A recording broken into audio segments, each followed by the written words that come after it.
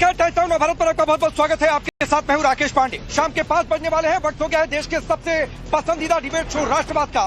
राष्ट्रवाद यानी देश से बढ़कर कुछ नहीं। और आज मेरी मौजूदगी है तुर्कमान इलाके में। आप ये देखिए पीछे फैज़ इलाही मस्जिद, जहां पर आसपास देर रात बीती रात जबरदस्त तरीके से एक्शन हुआ। दर्जन भर से ज्यादा बुलडोजर पहुंचे थे और उसके बाद एक बार मैं आपको इस पूरे कैंपस की तस्वीर आपको दिखा देता हूं। आप ये देखिए जितना जो अवैध अतिक्रमण था उसे किस तरीके से गिरा दिया गया और अब उसके मलबे को हटाने का काम चल रहा है। सरकारी जमीन पर कोर्ट ये बना हुआ था पूरा कंस्ट्रक्शन, और कोर्ट में चूंकि मामला था, कोर्ट के आदेश पर अवैध अतिक्रमण को हटाना था। और जाहिर सी बात है जब अतिक्रमण हटता है, जो अवैध कंस्ट्रक्शन होता है, तो बुलडोजर और जेसीबी के सहारे ही। और आप ये तस्वीर आप देखिए किस तरीके से अभी भी यहाँ पर जो मलबे हैं उन मलबों को हटाने का काम यहाँ पर चल रहा है। तो ये तस्वीरें आपको दिखा रहा हूँ। लेकिन देर रात यहाँ पर जमकर बवाल हुआ था, पत्थरबाजी हुई थी, पुलिस को बल प्रयोग करना पड़ा, आंसू गैस के गोले छोड़ने पड़े और अफवाहों का दौर चला जिन पर पुलिस ने सख्त तरीके से एक्शन लिया है।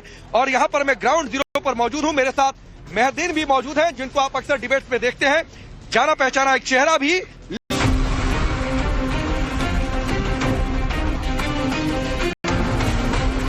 इसीलिए उनके पास है क्या, लोगों के पास वो सिर्फ सिवाय पत्थर मारने के और क्या कर सकते हैं। अतिक्रमण नहीं हटाना है, मस्जिदें तोड़नी है, मस्जिदें तोड़ेंगे। गलत तरीके से तोड़ा गया और ऐसे ही ये लोग पूरे मुल्क के माहौल को खराब करना चाहते हैं। जमकर बवाल हुआ। कुछ ऐसी तस्वीरें संभल में देखने को मिली थी जब शाही मस्जिद सर्वे के दौरान अफवाह फैलाई गई और पत्थरबाजी बवाल शुरू हुआ।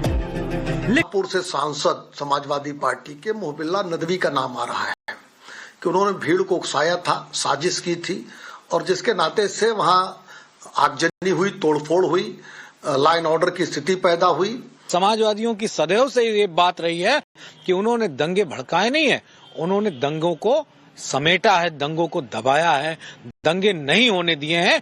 ये बात उनसे पूछो जो संभल से लेके और मुरादाबाद से लेके और जहां जहां भी दंगे होते हैं बहराइच तक, वो किन के नेता हैं, किन के दल के नेता हैं जो दंगा भड़काने के लिए किसी के भी छत पे चढ़ जाते हैं। संस्था के पीछे सियासी उकसावे की भूमिका भी थी, लेकिन बावजूद इसके इस बवाल के बाद भी भड़काऊ बयानों की बात नहीं थम रही।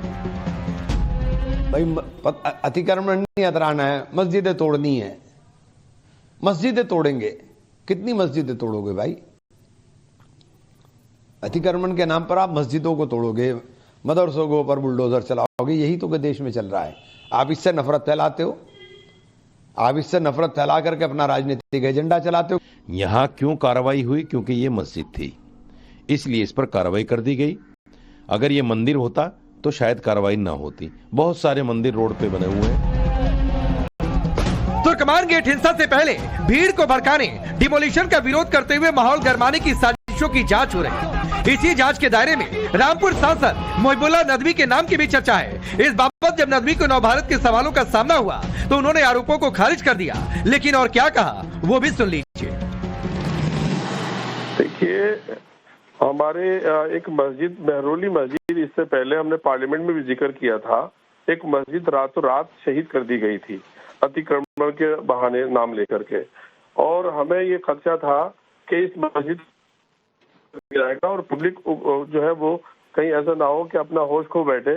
तो पब्लिक के सलामती के लिए फिर से हम सब लोगों की आस्थाएं जुड़ी होती हैं, लोग उत्तेजित हो जाते हैं। इसीलिए उनके पास है क्या, लोगों के पास वो सिर्फ सिवाय पत्थर मारने के और क्या कर सकते हैं कि भाई इन्हें हटा दो। ये एक एक्शन का रिएक्शन हो गया। कौन से देश में, दुनिया के कौन से देश में जनवरी की सर्द रात में आप इस काम को अंजाम देते हैं? ये असहनशील और संवेदनशील सरकार ही कर सकती है। मुझे लगता है कि भारतीय जनता पार्टी की सरकार ने किसी का एक घर तो बसाया नहीं, लेकिन हजारों लोगों का अब तक घर उजाड़ा जा चुका है। इमरान मसूद और एसटी हसन जैसे नेताओं के बयान पत्थरबाजों का मनोबल नहीं बढ़ाते। क्या विपक्ष का संदेश ये है कि कुछ खास इलाकों में कानून लागू नहीं होगा?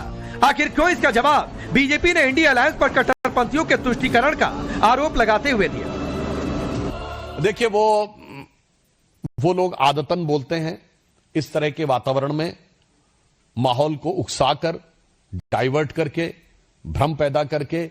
इंडी गठबंधन के दलों में जो आपसी प्रतिस्पर्धा है कट्टरपंथी वोटों के लिए, ये उसका एक अंग है।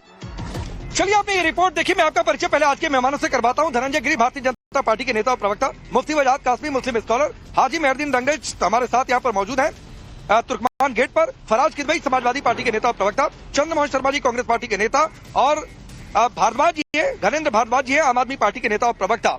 आप सभी का बहुत बहुत स्वागत है।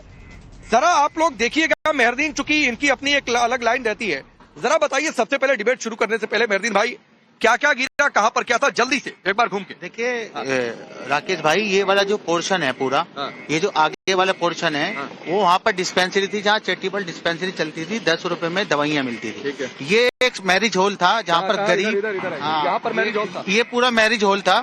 इसके यहाँ पर जो है, जो गरीब लड़कियां हैं, यहाँ की जो गरीब लोग हैं, उनकी लड़कियों की शादियाँ और बारात शादियाँ होती थी। इधर क्या था? ये वाला जो पोर्शन है, ये मस्जिद का ही ये वाला पोर्शन है। नहीं, मेन मस्जिद की बिल्डिंग तो अभी साफ है। नहीं, ये भी मस्जिद का ही एक्सटेंशन होगा। हाँ, एक्सटेंशन। हाँ, ये हाँ, मुख्य मस्जिद की इमारत ठीक है। नहीं, वो भी तोड़ी गई है। ये वाला तोड़ी गई, ये मस्जिद का ही मतलब एक अंग है। ये भी अंग है ना, लेकिन मुख्य मस्जिद की इमारत आप एक बार तस्वीर आप देख लीजिए। मुख्य मस्जिद को कोई नुकसान नहीं पहुंचाया गया है, बावजूद इसके अफवाहें फैली कि मस्जिद तोड़ने के लिए पुलिस दलबल आ रहा है। अब चलिए मैं चलता हूं, आइए इधर। फराज किदवई साहब, आपके पास एक्शन का रिएक्शन, इलीगल कंस्ट्रक्शन हटे तो वो एक्शन है, और उसका रिएक्शन इस तरीके से आना चाहिए कि पत्थर चला दिए जाए। ये आपकी पार्टी के पूर्व सांसद कह रहे हैं।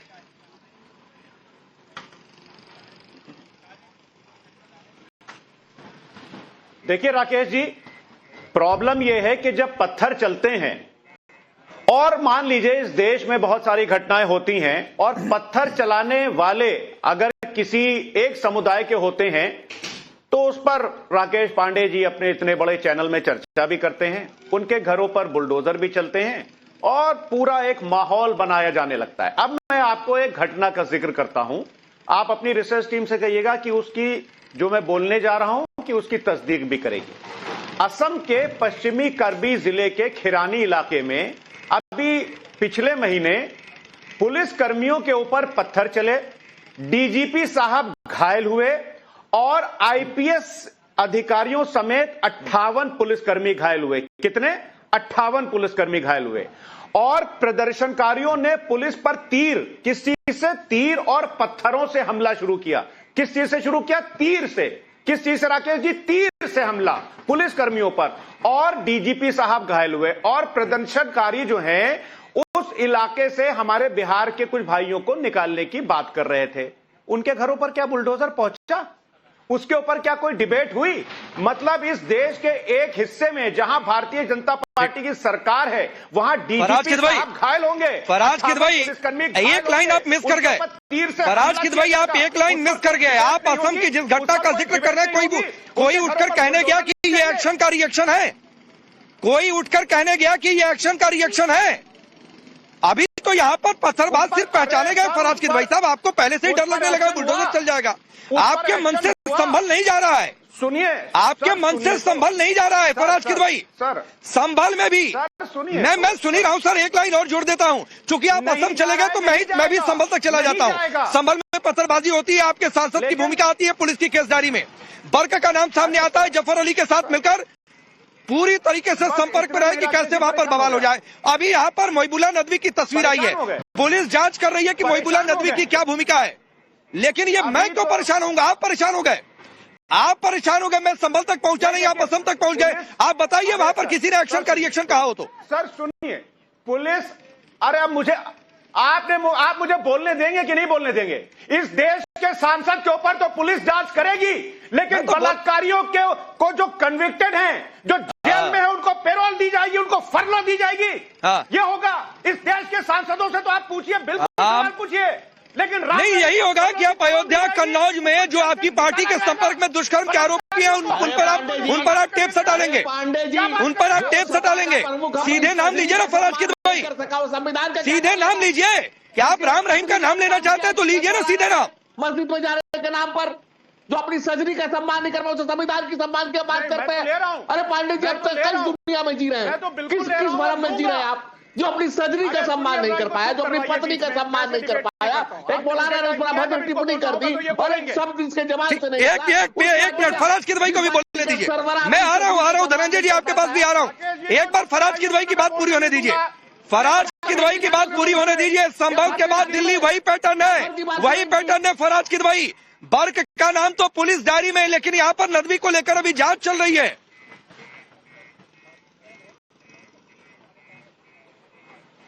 हो गया, मैं बोलूं अब पैटर्न वही है कि उत्तर प्रदेश की सरकार के ऊपर हाईकोर्ट जो है वो जुर्माना लगाती है 20 लाख रुपए का। और किस चीज के लिए जुर्माना लगाती है? कि वो इलीगल बुलडोजर चलाती है। उत्तर प्रदेश की सरकार पर 20 लाख का जुर्माना हाईकोर्ट लगाती है।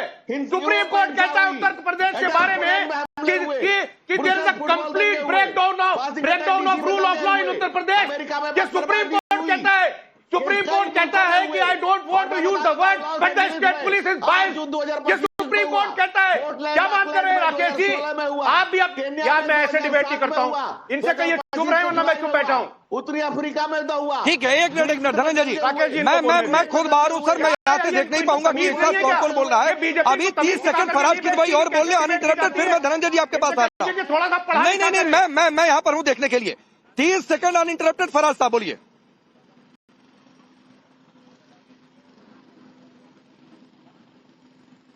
मैं ये बोल रहा हूं राकेश जी कि कोई भी इलीगल कंस्ट्रक्शन हो, उस पर आप अगर कार्रवाई कर रहे हैं तो कार्रवाई एक तरफा नहीं होनी चाहिए।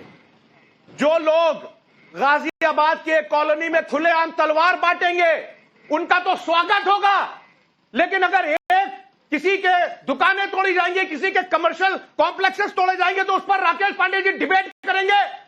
मैं पूछना चाहता हूं राकेश पांडे जी, जो लोग खुलेआम तलवारें बांट रहे हैं उस पर आप कब डिबेट करेंगे? मैं पूछना चाहता हूं कि आसाराम को एफआईआर हो गई, चर्चा हो गई, सवाल उठा दिया फराज किदवई, थोड़ा सा अपडेटेड रहा करिए। मुझे तो लगता है कि आप बहुत अपडेट होकर बैठते हैं डिबेट में। आप पूछना चाहते हैं, आपसे पहले हमने उस पर सवाल पूछ दिया कि ये तलवारें बांटने का खुलेआम गाजियाबाद में किसने दे दिया। एफआईआर हो गई है, एक्शन हो रहा है, भागा फिर रहा है, पकड़ा जा रहा है उसको। सर तो थोड़ा सा अपडेट हो लीजिए फराज साहब। चलिए रुक जाइए धनंजय गिरी, कोर्ट के आदेश के बावजूद कार्रवाई, लेकिन ये कह रहे हैं कि ये एक तरफा कार्रवाई है। राकेश पांडे जी, संविधान सबसे ऊपर है। बाबा साहेब के दिए गए संविधान से देश चलेगा। संविधान के ऊपर जो भी हिमाकत करेगा पत्थर चलाने की, ये मुल्क बर्दाश्त नहीं करेगा। ये मुल्क मोदी के नेतृत्व में चल रहा है। वो दिन हवा हुए जब पसीना गुलाब होता था, और आप ऐसे बक्कारों से, ऐसे मुनाफिकों से आप बात कर रहे हैं। अरे जो अपनी सजनी का सम्मान नहीं कर पाया, जिसकी सजनी मस्जिद में गई तो मौलाना ने कितने घर पर भद्र बात कही, वो उसने सर झुका करके उसको स्वीकार किया। वो देश के बहु बेटियों का संविधान का सम्मान करेगा। आप ऐसी उम्मीद करना ही बेकार है आपका। और जब कह रहे हैं कि अपनी टीम को लगा दीजिए, टीम को लगाइए। 2017 में रिंग में दंगे स्वीडन में हुए, टापडे में फ्रांस में दंगे हुए, 2022 स्वीडन में दंगे हुए, ब्लैक लिबल मैटर दंगे यूरोप में हुए, एल्फ पोलैंड में जो दंगा हुआ, ब्रुसेल्स फुटबॉल दंगा हुआ, वाशिंगटन दंगा, यूरोप दंगा, लॉस एंजलिस दंगा, केन्या दंगा, उत्तरी अफ्रीका दंगा, एथेंस का दंगा, यूक्रेन का दंगा, फुटबॉल में यूके का दंगा। किसने किया? एक ही लोग का नाम आता है। क्यों आता है? ये पूरा दंगाई कौम लगातार क्यों है? चंद लोग। हम कह रहे हैं अपनी इबादत में कोई भी खड़ा हो, हमें उससे कोई इनकार नहीं है, लेकिन आप उसके नाम पर आप जब जायदाद कब्जा करेंगे, उसके नाम पर आप अतिक्रमण करेंगे, कोर्ट के ऑर्डर का सम्मान नहीं करेंगे। इस देश में संविधान से चलेगा, न्यायिक व्यवस्था का सम्मान करना होगा। इस देश में हर व्यक्ति को, चाहे कोई भी हो, चाहे मैं हूं, आप हो, कोई भी हो, इस देश में अदालतों का सम्मान करना ही पड़ेगा। देश के संविधान का सम्मान करना ही पड़ेगा। इस देश के दलितों, वंचितों, शोषितों, पीड़ितों का सहारा जो सम्मान संविधान है, जो बाबा साहेब के दिए गए संविधान का हवाला देकर के जो ठीक है। चंद्रमोहन जी, आपकी पार्टी के एक सांसद कह रहे हैं, फराज साहब हो गया, आप यहाँ पर महदीन खड़े, कई भी और लोग हैं। चंद्रमोहन जी, आपकी पार्टी के एक सांसद कह रहे हैं कि कितनी मस्जिदें तोड़ोगे? कहाँ मस्जिद तोड़ी गई है? अवैध बारातघर, अवैध डिस्पेंसरी तोड़ दी गई। अवैध कुछ भी नहीं होना चाहिए। कहाँ मस्जिद तोड़ी गई है? दिखाइए आके। भाजपा की सरकार है राकेश पांडे जी, घरों से बेघर होना तो स्वाभाविक सी बात है, और घर वालों को घर से बेघर कर देना, और शहीद भगत सिंह के लिए भगत सिंह पैलेस कह देना, और AQI को टेम्परेचर कह देना, और बम कांग्रेस की सरकार के समय फोड़ना, ऐसी सरकार के सामने में ऐसा होना स्वाभाविक है, कोई बहुत बड़ी बात नहीं है, आपको चिल्लाने की जरूरत नहीं है। जब भाजपा का नेतृत्व और भाजपा के नेतृत्व के अंदर क्या गलत मुद्दों हो की गया बात जो ना और हिंदू मुस्लिम करना हो तो कहीं मस्जिद और कहीं मस्जिद को छोड़कर मुद्दे चाहिए और कहीं बांग्लादेश का मुद्दा चाहिए, लेकिन बांग्लादेश के अंदर मरने वाले हिंदुओं के ऊपर ना तो भारतीय जनता पार्टी के प्रवक्ता बोलेंगे, ना देश के प्रधानमंत्री बोलेंगे, ना गृह मंत्री बोलेंगे, लेकिन अपने देश के अंदर डिबेट जरूर करेंगे हिंदू मुसलमान की। नहीं हो रही है। और अपने सवाल पूछा कितनी मस्जिदें तोड़ोगे, आपकी पार्टी के सांसद ने कहा कहाँ मस्जिद तोड़ी गई है, कहाँ मस्जिद तोड़ी गई है, कहाँ मस्जिद तोड़ी गई है, बताइए कितनी मस्जिदें तोड़ोगे? ये भड़काने वाली बात नहीं है। उसका मंदिर और उसका मस्जिद होता है। एक व्यक्ति जो अपने घर में रहता है वो उसका मंदिर और मस्जिद होता है, वो उसको तोड़ा जाना भी उसी के। अरे यहाँ घर नहीं टूटा है भाई, अवैध बारात घर था, अवैध डिस्पेंसरी थी, मन के अंदर तब तो फिर सड़कों पर से सड़कें हटाकर इस देश में हर जगह झोपड़पट्टी बना दी जाए या फिर घर बना दिया जाए सड़कों पर नहीं करती हैं। लेकिन आज की सरकार भारतीय जनता पार्टी की धर्म विरोधी हो गई है और धर्म विरोधी होने के कारण लोगों को घरों से बेघर कर रही है। ठीक, हाँ नहीं ठीक है सर, ठीक है, ये धर्म विरोधी। घरन जी आपसे भी पूछ लेता हूं, ये धर्म विरोधी है कोर्ट के आदेश से अगर ये कार्रवाई हो रही है तो?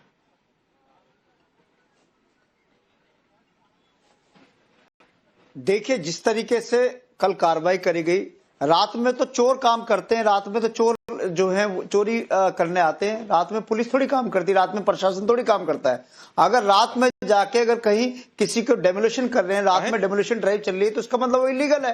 अगर लीगल कार्रवाई होती है, अगर वैध कार्रवाई होती है तो दिन में होती, दिन के अंधेरे में, दिन के उजाले में करते, रात के अंधेरे में तो इसका मतलब आपकी नीयत खोटती है, आपके पास इलीगल तरीके से आपने करी है। अगर कोई कार्रवाई के अगर आपके पास ऑर्डर थे तो आपको दिन में कार्रवाई करनी चाहिए थी, रात के अंधेरे में अगर आप कार्रवाई करने जा रहे हो तो इसका मतलब नीयत ठीक नहीं थी प्रशासन की। और जो आपने कहा निश्चित तौर पर इलीगल अगर कहां संविधान में लिखा कि रात के अंधेरे में कार्रवाई इलीगल हो जाती है? प्रॉपर्टी जो है, जिस प्रॉपर्टी पे जिस कहां लिखा है कि संविधान में या किसी कानून की किताब में कि रात के अंधेरे में की गई प्रशासनिक कार्रवाई इलीगल है? नहीं सर, कहां लिखा है किताब में? राकेश जी, संविधान कानून की किस किताब में लिखा है मुझे बता दीजिए कि प्रशासन समय नहीं तय कर सकता है कार्रवाई करने का। रात में सारे काम और पुलिस को सुबह भेजा जाए, रात में जो भी अरविंद केजरीवाल शराब का सारा माल रात में अंदर कर सके प्रशासन, और सुबह पुलिस खोजे अरविंद केजरीवाल को शराब का माल कहां रखा है। और ये भारतीय जनता पार्टी की एक मिनट धनंजय जी एक मिनट, धनंजय जी एक मिनट, घनेंद्र जी अरे घनेंद्र जी कहाँ कानून की किताब में लिखा है कि रात के अंधेरे में कार्रवाई नहीं हो सकती? मुझे समझा दीजिए। चीजों के पीछे भारतीय जनता पार्टी के लोग हैं। मैं कह रहा हूं दिल्ली के अंदर बड़ा दंगा कराने की साजिश भारतीय जनता पार्टी रच रही है। कल जेएनयू में कुछ लफंगे भेजे, उन्होंने जेएनयू में नारे लगाए, कुछ लफंगों को तुर्कमान गेट पे भेजा, उन तुर्कमान गेट पर लफंगों को दिल्ली में भगा दिया।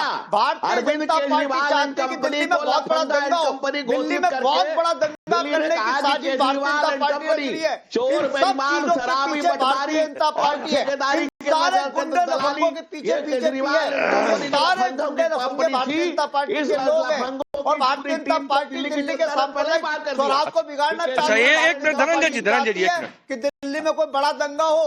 घनेंद्र जी भारतीय जनता पार्टी के लोग थे, किसके लोग थे? आपके लोग थे, कांग्रेस पार्टी के लोग थे, किसके लोग थे? सर ये चर्चा नहीं है, चर्चा ये है कि रात के अंधेरे में कार्रवाई।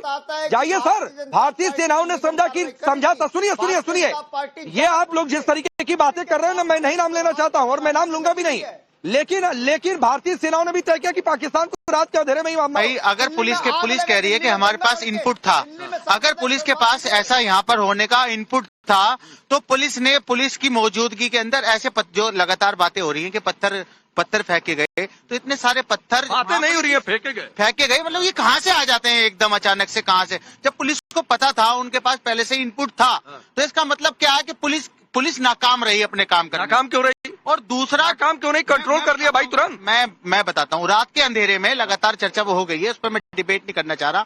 मैं कह रहा हूँ कि ये संबल 2 है, ये संबल का पार्ट 2 है ना? हाँ, ये संबल पार्ट 2 है। ये सहयोग नहीं है, ये प्रयोग है। किसका प्रयोग है? ये बीजेपी का कैसे प्रयोग हो गया? मैं बता रहा हूँ कैसे हो गया, मैं बता रहा हूँ ना। बर्फ भड़का है। अब यहाँ पर नदवी की क्या भूमिका है? ये पुलिस जांच कर रही है, आप कह रहे हैं बीजेपी का प्रयोग। नहीं, नदवी होते या मैं भी होता, मैं अगर हमारी मस्जिद टूट रही होगी, कहाँ मस्जिद? क्या हमारे ये ना मस्जिद कोई नहीं, मस्जिद नहीं, कोई मस्जिद पर कार्रवाई नहीं हुई डिमोलिशन की।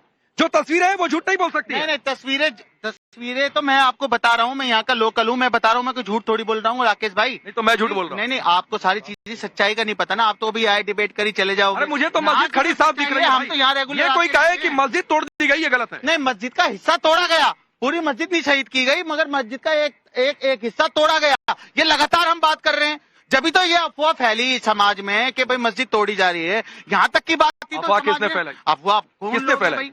कौन लोग है? सरकार, हमारी पुलिस के पास तो इनपुट था ना, हमारी सरकार, हमारी पुलिस के पास तो सरकार, पुलिस ने पहले से सतर्कता क्यों नहीं अपनाई? और रात के अंधेरे में कार्रवाई करने की क्या जरूरत थी? रात से दिन में हो रही, अभी भी तो कार्रवाई दिन में हो रही है। दिन में ज्यादा भीड़ नहीं, दिन में ज्यादा नहीं, जैसे पहले बैरिकेड, जैसे सोए नहीं रहते लोग। नहीं, ऐसा कोई बात नहीं राकेश भाई, पूरा बैरिकेडिंग पहले भी हो सकता था, ये दिन में हो सकता था। रात को जानबूझ के किया गया, खास तौर से किसी तरीके से एक माहौल बनाया जाए। कैसे यहाँ वजाहत कासमी जी, बावजूद इसके कि मस्जिद पूरी तरीके से सेफ है, रात को भी अफवाह फैलाई गई, अभी भी प्रोपेगेट करने की कोशिश हो रही है कि भाई मस्जिद पर एक्शन हुआ, जबकि जितना इलीगल कंस्ट्रक्शन था सिर्फ उस पर कोर्ट के आदेश पर भी।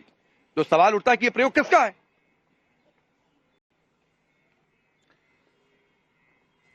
राकेश भाई, हम लोग 40-45 मिनट एक डिबेट में बैठते हैं और देश में बहुत करोड़ों लोग देखते हैं आपके चैनल को, तो एक बहुत साफ मैसेज होना चाहिए जितने भी हमारे साथी सज्जन लोग बैठे हैं। देखिए, मैं उस इलाके से जोग्राफियाई तौर पर बहुत वाकिफ हूँ।